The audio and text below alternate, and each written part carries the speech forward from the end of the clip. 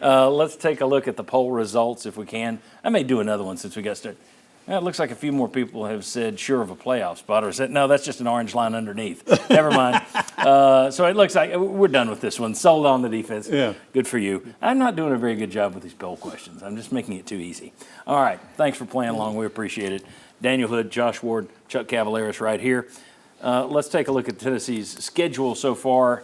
You see on the left the teams they've played. It's not looking great in terms of beating really well thought of teams. Chattanooga is an FCS team. They're 4-3. NC State is now 4-4. Kent State, well, no surprise, they're 0-7. Oklahoma's fallen to 4-3. Arkansas lost to LSU. They're 4-3.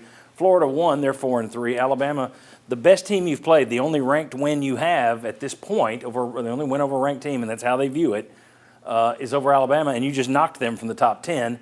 You've got Kentucky 3-4. You got Mississippi State 1-6. You got Georgia. That could be a big one. UTEP 1-6. Vandy's 5-2. I don't know what their record will be when they finally face the Vols. Josh, do you buy into the Vols' 6-1 record? All right, we can show that schedule, and you could say, okay, they really haven't beaten anybody. Do you buy into the 6-1 record first? Second, do you have concerns that the schedule, if they're locked in with a couple of other 10-2 teams, that the schedule could burn them?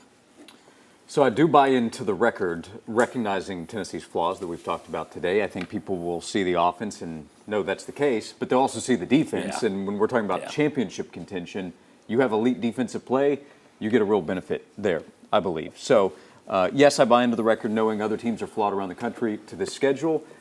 That is a concern. That's worth bringing up if you're in a battle with a few other teams also at 10-2. If Tennessee's 11-1, there's no concern. If you beat Georgia, you're going to the playoff, playing in the SEC title game. If you beat Georgia. A good chance. But at 10-2, schedule will be brought up. That is something that the Vols will probably have to overcome for a playoff spot. The projection from Heather Dinich on ESPN is that Tennessee's going to wind up number 8 in the new playoff poll. There are now 6 SEC teams that are all sitting at 6-1 on the season. 6 of them at 6-1. And you're ranked 4th behind LSU, a team that beat Arkansas. Ouch. And if they're doing the head-to-head comparisons, you lost to Arkansas, they beat Arkansas. Yes. So here's what you need to do the rest of the way, and it may hurt you to do it. You need to pull for Alabama. You need to pull for Alabama to win on out. You need to play for Florida to win this thing out. Yep. Bama's game at LSU in a few weeks is a big one. Huge, because if you're head-to-head with LSU, the only thing you can have is cancel that Arkansas game out by you beating Alabama and they've lost to Alabama. Mm-hmm. Chuck, your thoughts on it? Are you worried about the schedule? It hasn't really come through in Tennessee's favor. Is that an issue or no? Yes, it is. And I'll tell you why. Even like this morning, I looked up CBS Sportsline. We know Jerry Palm does great with his basketball predictions, right? He still has Alabama as the number 8 seed. He has Tennessee going to the Gator Bowl to play SMU. Did he update it today? Yes. And he's saying that he had Tennessee probably needs to beat Georgia to get in. And he said that because of the schedule. And now, I tell you what, I just checked it. That's updated this morning. Wow. And that's going to be out there. And the playoff rankings, pretty sure on this, come out Tuesday, November 5th. The first one's election day. So that's what we'll look for, see what's there. But it's out there, John. That schedule could very well come back and hurt Tennessee. November 5th will be very calm on social media. Yeah, that'll be an easy day. I'll be in my bunker. I'm a different from Josh and Chuck there because you've got the schedule that you need to make the playoff. You just have to win the football game. You get to play Georgia. You control your own destiny. That's everything that you need.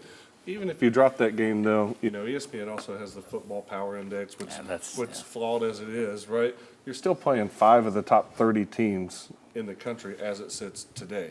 And that's not counting if Vandy continues to play well. They may end up winning 8-9 games.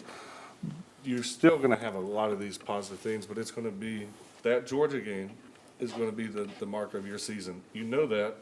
What are you going to do in that? But you got to take care of business going into But the thing is, you'd feel better. Yeah, win the game and they're in. Yeah, but if you lose to Georgia, then you've put your schedule back right in the target zone for me, because if you don't make the playoff because you wound up playing Kent State, UTEP, and Chattanooga, well, the SEC race. I won't mention that at all. You pull up the standings. It is going to be a wild race here over the next 6 weeks. Absolutely. Because I also think anybody can beat anybody. When you look at Georgia going to Texas and whipping them the way they did last night, I mean, it's just that was impressive. This league. I've said it before.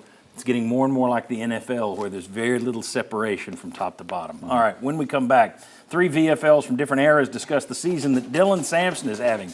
Best Vols since. We'll not go to black. We'll be back with you in a second. Come on back.